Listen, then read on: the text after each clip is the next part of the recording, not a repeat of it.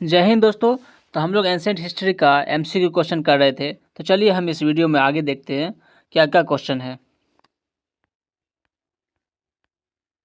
देखिए, पहला क्वेश्चन है कि महावीर स्वामी के पिता एक जनपद के राजा थे। उनका नाम सुधोधन था, या सिद्धार्थ था, या विचित्रसेन था, या फिर अग्नितेज था। महावीर स्वामी के पिता एक जनपद के राजा थे। उनका नाम सिद्धार्थ था। क्या नाम था?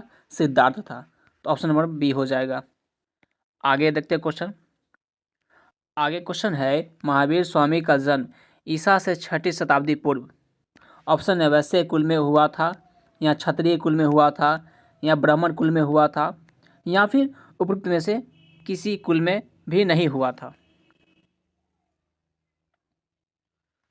महावीर स्वामी का जन्म ईसा से 6वीं शताब्दी पूर्व किस कुल में हुई थी? तो इनका हुआ था क्षत्रिय कुल में हुआ था।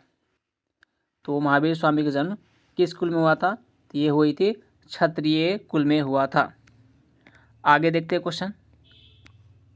आगे क्वेश्चन है, भगवान महावीर का जन्म बिहार राज्य के राजगीर नामक स्थान में हुआ था, या वैशाली नामक स्थान के निकट हुआ था, या फिर रांची में हुआ था, या फिर पाटलिपुत्र में हुआ था।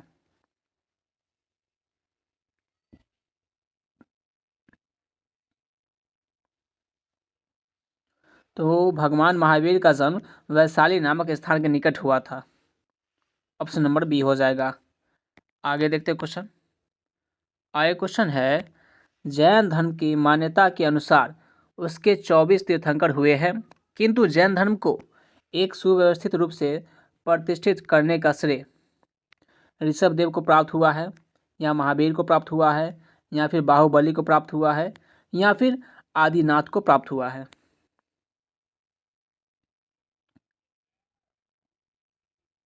तो ये हुआ है महावीर को प्राप्त हुआ है। ऑप्शन नंबर बी हो जाएगा। आगे क्वेश्चन है, तमिल संगम युग के दौरान भारत के अन्य भूभागों पर दूसरे राजाओं का राज्य रहा, जिसमें उल्लेखनीय है। ऑप्शन ए है पांड्य, सातवाहन, शुंग तथा कर्ण। ऑप्शन बी है चोल, पल्लव, शुंग तथा सातवाहन। ऑप्शन सी है मौर्य, गुप्त तथा पल्लव। ऑप्शन डी है पुरु, हैस्य, कैके तथा कौशल। क्वेश्चन देखिए दोबारा कि तमिल संगम युग के दौरान भारत के अन्य भूभागों पर दूसरे राजाओं का एक राज्य रहा, जिसमें उल्लेखनीय राज्य है। तो ये है पांड, सातवाहन, शुंग तथा कर्णव है। ऑप्शन नंबर ए हो जाएगा। आगे क्वेश्चन है, तिरुकुरल नामक ग्रंथ के रचयिता कौन है? कपिलर अवयव है, या कुदुर किलार थे, या नकियर है, या फिर तिरुवल्लुवर थे।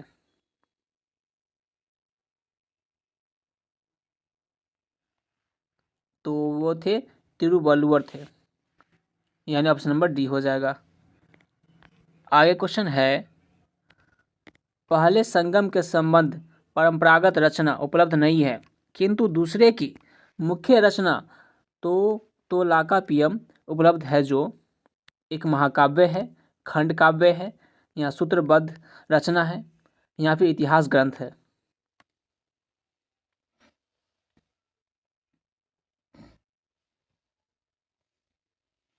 तो ये सूत्रबद्ध रचना है। ऑप्शन नंबर सी हो जाएगा। आगे क्वेश्चन है, तोलाकापियम एक सूत्रबद्ध रचना है जिसमें धर्मशास्त्र का विवेचन किया गया है। ऑप्शन बी है जो पौराणिक आख्यान है। ऑप्शन सी है जो व्याकरण ग्रंथ है।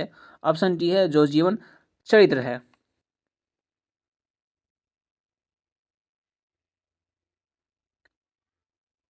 तो ये व्याकरण ग्रंथ है एक। क्या है? व्याकरण ग्रंथ। ऑप्शन नंबर सी हो जाएगा। आगे क्वेश्चन है कि संगम की कालावधि के बारे में डॉक्टर R.C. मजूमदार का कथन है कि यह, ऑप्शन है ईसा से 200 पूर्व से लेकर 100 ईसा सन तक रही, या फिर ईसा से 5वीं शताब्दी पूर्व तथा 5वीं ईस्वी तक विद्यमान रही, या फिर ईसा की पहली शताब्दी से लेकर 5वीं शताब्दी तक रही, या फिर ईसा पूर्व 2री शताब्दी से लेकर ईसा पूर्व सन 200 तक रही। क्वेश्चन है कि संगम की कालावधि के बारे में डॉक्टर R.C. मजूमदार का कथन क्या है? तो ईसा से 5वीं शताब्दी पूर्व तथा 5वीं ईस्वी तक विद्वान रही। ऑप्शन नंबर बी हो जाएगा। आगे क्वेश्चन है, तमिल भाषा के प्रथम 2 संगमों का इतिहास केवल ऑप्शन है कुल नवीन ग्रंथों पर आधारित है, या कुल खोजों पर आधारित है, या दंत कथाओं पर आधारित है, या फिर प्राचीन साहित्य पर आधारित है।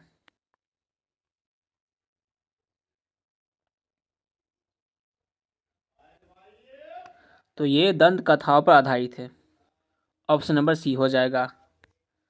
आगे क्वेश्चन है कि तमिल संगमों के काल में ऑप्शन है चोल राजाओं का आधिपत्य थे, या पल्लवों का आधिपत्य था, या फिर पांड्य राजवंश का आधिपत्य था, या सातवाहनों का आधिपत्य था। तमिल संगमों के काल में क्या था? पांड्य राजवंश का आधिपत्य था। ऑप्शन नंबर सी हो जाएगा। आगे क्वेश्चन है कि संगम शब्द से तात्पर्य है। ऑप्शन है गंगा तथा यमुना का मिलन स्थल, ऑप्शन बी है कि 2 विचारधाराओं का मिलन, ऑप्शन सी है मेलजोल, ऑप्शन डी है तमिल भाषा की आरंभिक रचनाओं के 3 संगम।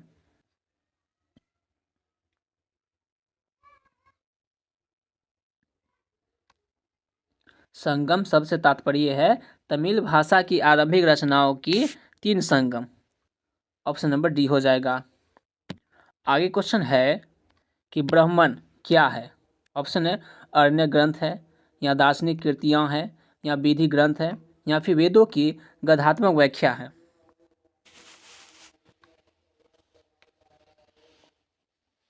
तो ब्राह्मण एक है क्या? वेदों की गद्यात्मक व्याख्या है। ऑप्शन नंबर डी हो जाएगा। दोस्तों, अगर आपने चैनल को सब्सक्राइब नहीं किया है तो चैनल को सब्सक्राइब कर लीजिए इस तरह के क्वेश्चन देखने के लिए। आगे क्वेश्चन है, निम्न में से कौन वैदिक देवता नहीं है? ऑप्शन है अग्नि, कृष्ण, वरुण, या इंद्र।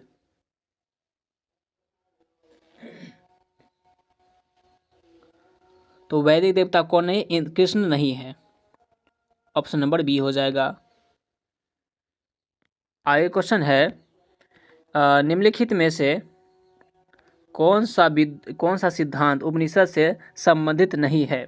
ऑप्शन है पुनर्जन्म सिद्धांत, ऑप्शन बी है दुख सिद्धांत, ऑप्शन सी है मोक्ष सिद्धांत, ऑप्शन डी है कर्म सिद्धांत।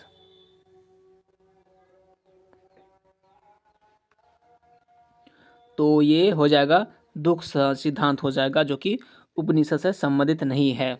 ऑप्शन नंबर बी हो जाएगा। आगे बढ़ते हैं। आगे क्वेश्चन है कि निम्नलिखित में से किस नदी का उल्लेख ऋग्वेद में नहीं हुआ है? गंगा का, यमुना का, सरस्वती का, या फिर रावी का।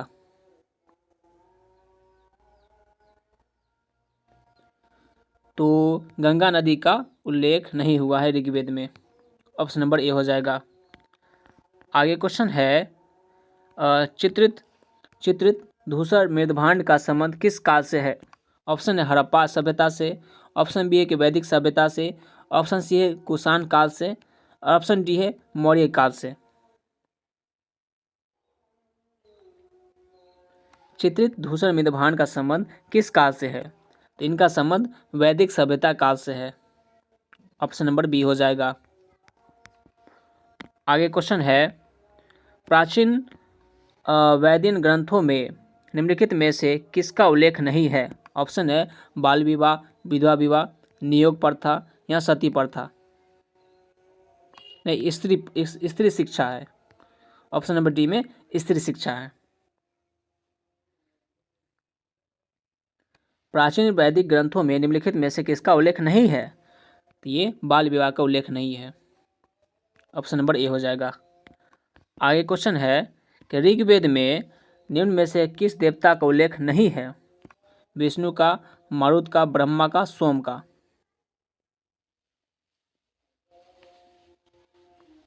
ऋग्वेद में निम्न में से किस देवता का उल्लेख नहीं है? ये हो जाएंगे ब्रह्मा, इनका ऋग्वेद में उल्लेख नहीं है। आगे क्वेश्चन है कि ऋग्वेद कितने मंडलों में विभक्त है? 7 में, 8 में, 12 में या 10 में? तो ऋग्वेद 10 मंडलों में विभक्त है। आगे क्वेश्चन है कि ऋग्वैदिक काल में विख्यात दासराज युद्ध हुआ था। ऑप्शन है कि 2 विभिन्न आर्य कबीलों के बीच। ऑप्शन बी है कि आर्यों और अरनायों के बीच। ऑप्शन सी है कि 2 शक्ति संगठन के मध्य जिनमें प्रत्येक पक्ष में आर्य और अनार्य सम्मिलित थे। ऑप्शन डी है कि एक पक्ष में आर्य और दूसरे पक्ष में आर्य और अनार्य दोनों थे।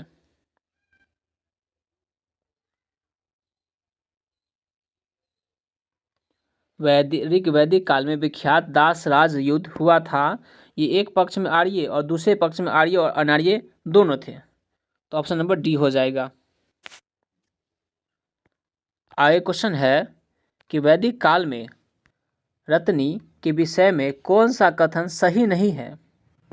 ऑप्शन है कि वे राजकीय कर्मचारी थे। ऑप्शन बी है कि वे अयोग्य व्यक्ति थे।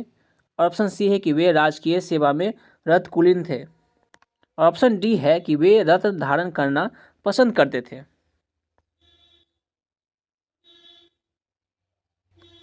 तो इनमें से गलत कथन है कि वे राजकीय कर्मचारी थे, ये गलत है। आगे देखते हैं। आगे क्वेश्चन है कि गो अपहरण के प्रसंग में ऋग्वेद में प्रमुख रूप से नाम आता है मलेच्छों का, दासों और दस्युओं का, या फिर पर्णियों का, या निषादों का। तो इसमें नाम आता है पर्णियों का।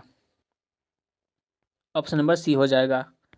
आगे है क्वेश्चन कि वैदिक साहित्य में उल्लेखित अधर्यु था।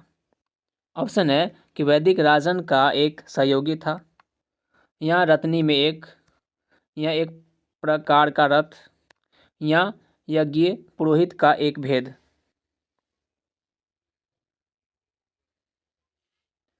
तो ये था यज्ञ पुरोहित का एक भेद था।